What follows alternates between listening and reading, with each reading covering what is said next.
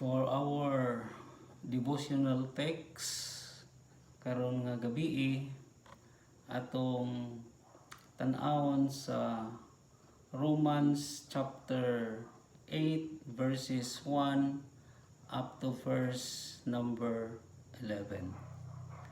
Ang pulong sa Ginoo nag-ingon, karon ang mga anaa kang Kristo Jesus dili na silutan sa Dios. Kay human kita mahiusa kang Kristo Jesus, gigamhan na kita sa Espiritu Santo nga naghatag og kinabuhi, busa luwas na kita gikan sa sala ug kamatayon nga nagagahom kanato. Ang kasuguan dili makakuha sa gahom sa sala diha sa atong kinabuhi tungod sa kahuyang sa atong tawhanong kinaiya. Ang Dios mao ang nagkuha sa gahom sa sala diha sa kinabuhi sa tao. Gipadala niya dinhi sa kalibutan ang iyang anak nga nahimong tao sama kanatong mga makasasala aron mahimong halad alang sa atong mga sala ug diha sa iyang pagkatawhanon gilaglag sa Dios ang gahom sa sala. Gibuhat niya kini aron nga ang gipatuman sa kasuguan matuman dinhi kanato nga wala na magkinabuhi sumala sa atong tawhanon nga kinaya kundili sumala sa Espiritu Santo. Ang mga tawo nga nagkinabuhi sumala sa ilang tawhanon nga kinaiya walay lain nga ginahuna kundili ang kagustuhan sa ilang tawhanon nga kinaiya, apan ang mga tawo nga nagkinabuhi sumala sa pagtultol sa Espiritu Santo walay lain nga ginahuna kundili ang nahimutan sa Espiritu Santo. Kung ang pangunahuna sa tawo gigamhan sa iyang tawhanon nga kinaiya, mosanpot kini sa kamatayon. Apan kung ang nahimutan sa Espiritu Santo mao ang iyang kanunay gihunahuna, makaangkon siya kinabuhi o kalinaw. Kaaway sa Dios ang tao kansang panghuna-huna gigamhan sa iyang tawhanon nga kinaiya, kay wala siya magtuman sa kasuguan sa Dios og ang tinuod dili siya makatuman niini. Ang mga tao nga nagsunod sa ilang tawhanon nga kinaiya dili gayud makapalipay sa Dios. Apan kamo dili na ilalom sa gahom sa inyong tawhanon nga kinaiya, kay kon ang Espiritu sa Dios nagapuyo diha kaninyo, gigamhan na kamo sa Espiritu. Ang tao nga wala diha kaniya ang Espiritu ni Kristo, dili iya ni Kristo. Apan tungod kay si Kristo anaa kaninyo, bisan mamatay ang inyong lawas tungod sa sala, mabuhi gihapon ang inyong espiritu tungod kay gipakamatarong kamo sa Dios. Unya tungod kay ang Espiritu sa Dios nga nagbanhaw kang Hesus anaa kaninyo, siya nga nagbanhaw kang Kristo mauusab ang maghatag og kinabuhi sa inyong mga may kamatayon nga lawas. Buhaton niya kini pinaagi sa Espiritu nga nagapuyo diha kaninyo. Ang Ginoo panalangin sa iyang pulong atong gibasa, atong hisgutan karon nga gabi kanang gitawag sa English nga the emancipated life in Christ. Sa Cebuano, ang gawasnon nga kinabuhi diha kang Kristo. Ang pulong nga emancipation o ang pulong nga freedom, ingon pa, has the sense of similarity but different in meaning. Ang word nga emancipation o ang word nga freedom, doon na sila'y murag in quote nga dunay pagkapuparihas pero lahi ang ilang kahulugan. Nganuman, ang word nga freedom is the power or right to act. So freedom ang iyang kahulugan katungod o kagahom sa pagbuhat, sa pag-speak, pagsulti, paghunahuna kung unsa iyang gusto nga walay makababag o walay makapugong. Mao na siya ang definition sa freedom. So doon na tayo ginatawag freedom of speech, nga doon na kay ginatawag og kagawasan sa pagsulti. Muna nga kung musulti ka, kung gusto nimo isulti, masulti nimo ay makapugong nimo. Kay nganuman tungod kay naa kay ginatawag og freedom. Pero ang word nga emancipation, ang iyang kahulugan ini is freeing someone from the control of another. So ang buti pasabot nga pareha ba sa usa ka kanang ginatawag tao nga nagagunit siya og langgam og unya iyang kuha ang iyang kagahom sa pagkupot og iyang gibuhian. Mao na ang word nga emancipation. Og muna ang gigamit nato nga word nga emancipation tungod kay kaniadto gikuptan kita. Dunay nagkupot ka nato, dunay naggunit ka nato, dunay nagpugong ka nato. Apan gibuhian kita pinaagi sa kang Ginoong Jesus. So, in Christian life, sa atong Kristohanon nga kinabuhi, we exercise freedom. No, atong kinabuhi, gina-practice ang ginatawag freedom. That's why ingon nga Kristohanon, we have the freedom to serve. No? Natay kagawasan sa pag-alagad. So depende sa nimo pag-alagad, pero kagawasan na nimo nga moalagad. We have freedom to share. Nakay kagawasan sa paghatag o sa pag-share kung unsa ang naa nimo. So dili ka kontrolado, dako ba, gamay ba, basta kay naa na nimo kung unsaon nimo, dakuon ba nimo gamayon, basta kay naa kay kagawasan sa pag-share. Just the same, you have the freedom to worship, with freedom to show kindness, freedom to love, and even ingon pa display the fruit of the Holy Spirit according to Galatians chapter 5 verse 22. But kini nga freedom nahitabo ni sa atong kinabuhi. This freedom happens to us because ingon pa it was orchestrated by the Savior Jesus Christ by giving us an emancipated life. So ang atong freedom, atong gi-exercise, freedom of kindness, freedom of love, freedom of worship, freedom of share, freedom to serve, because it was orchestrated or started by the Lord Jesus Christ. Sa dihang iya kitang gipahigawas gikan sa ginatawag power of our enemy. So dunay 5 ka mga butang na atong mahisgutan karon nga gabi may tungod sa ginatawag emancipated life. Number 1, emancipated life in Christ is in relationship with Christ. So ang kinabuhi nga gipahigawas ni Kristo Jesus mao kanang kinabuhi nga duna siya'y relasyon ni Jesus Christ. Kita nato no sa atong Facebook, no? Usahay dunay gitawag diha og kanang complicated nga account, divorce, available. Pero usa diha nga makita nato in relationship.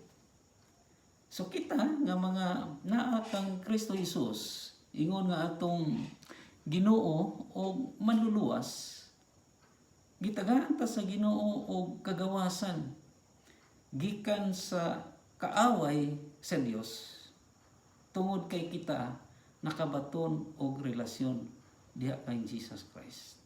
Ug mo na ang iyang gisulti sa Romans chapter 8 verse 1. Ingon ang pulong sa iyo, busa sila nga naa kang Kristo dili na karon hinukman sa silot.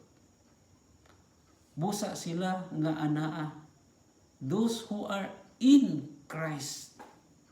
Kay nganuman tungod kay naa kay relasyon diha kang Ginoong Jesus.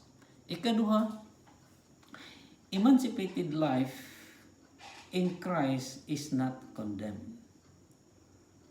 Kung ang atong kinabuhi gipahigawas ni Jesus Christ, ingon ang pulong sa Ginoo sa Romans chapter 8 verse 1, ingon ang pulong sa Ginoo, you are not condemned. Dili ka na hinukman sa silot. Masayon kita nga ang Biblia nagsulti na kung sa diha nga kita wala pa diha kang Jesus Christ, we are sentenced. We are condemned. Ingon sa John chapter 3 verse 18, kung naa si Jesus Christ nato, dili na ta hinukman. Pero kung wala si Jesus Christ, hinukman na ta.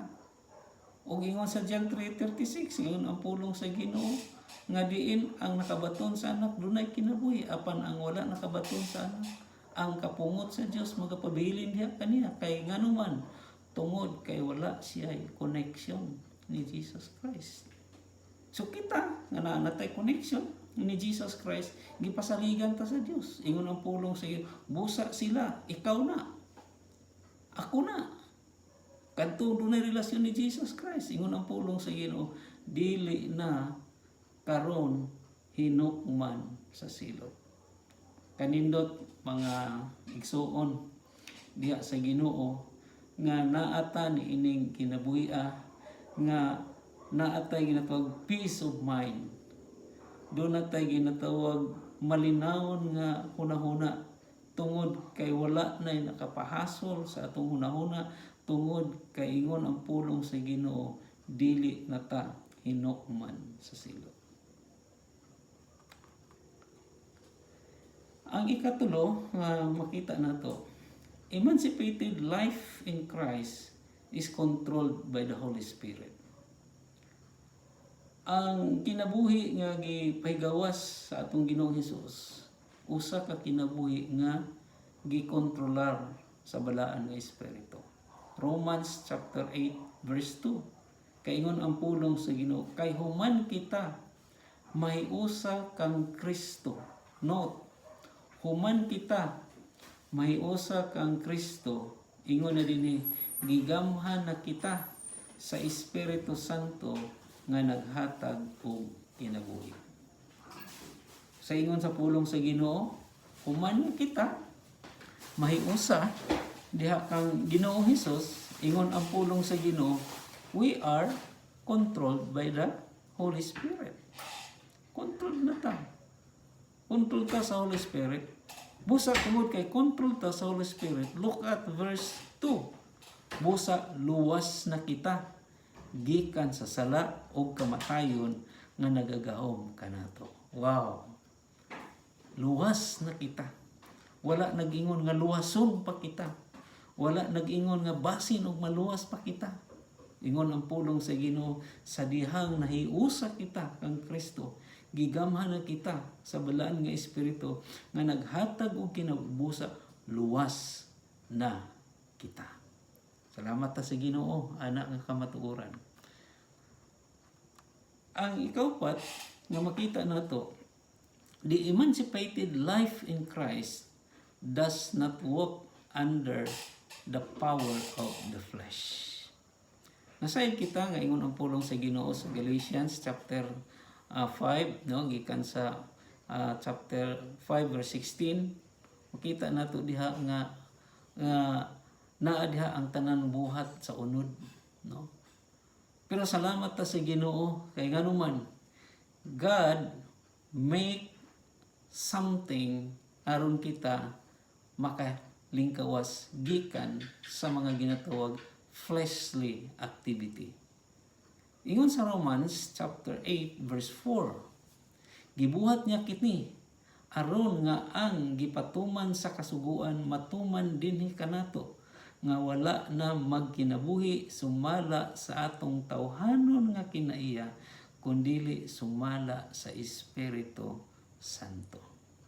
So kaniadto ang atog yung handom og tinguha para ra gyud sa atong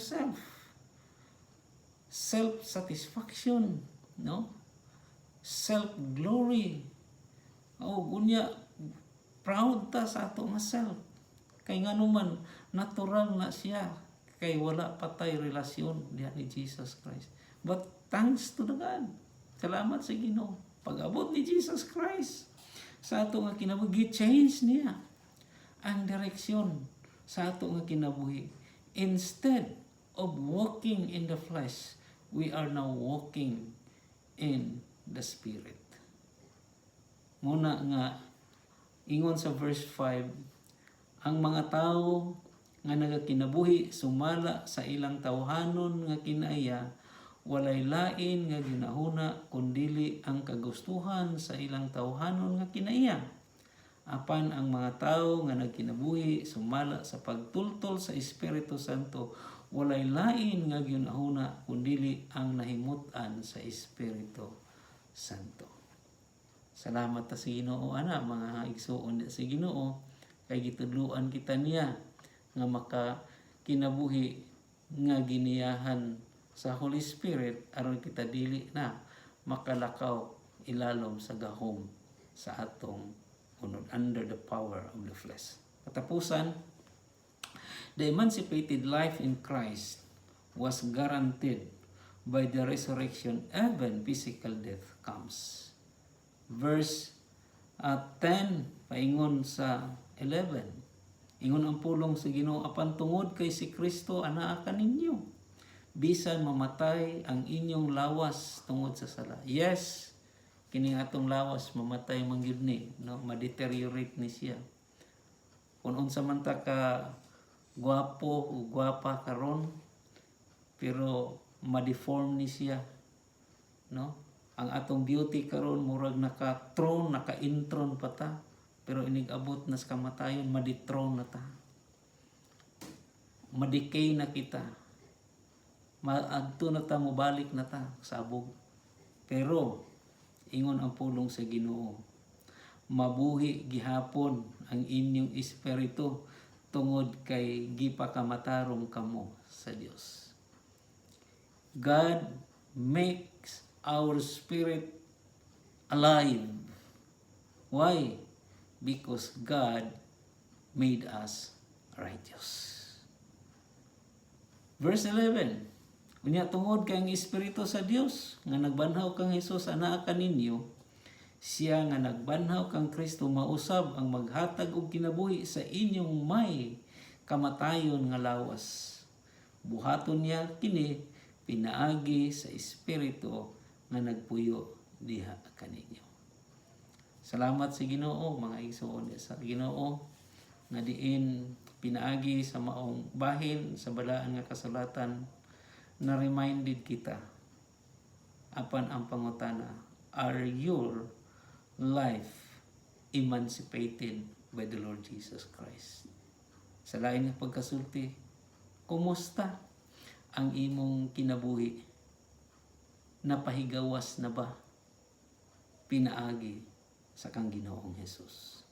Kaya kung wala pa, dili pa ulahi ang tanan, you need to accept the reality that we are sinners, accept the reality nga dunay Savior nga muduwas ka nato, then accept Jesus Christ as your Lord and Savior, o taguti nga siya mo puyo sa ato nga kasing-kasing, sa ato nga kinabuhi, o aron kita makontrol kanunay o maghunahuna kita kanunay sa mga butang nga iya sa Ginoo.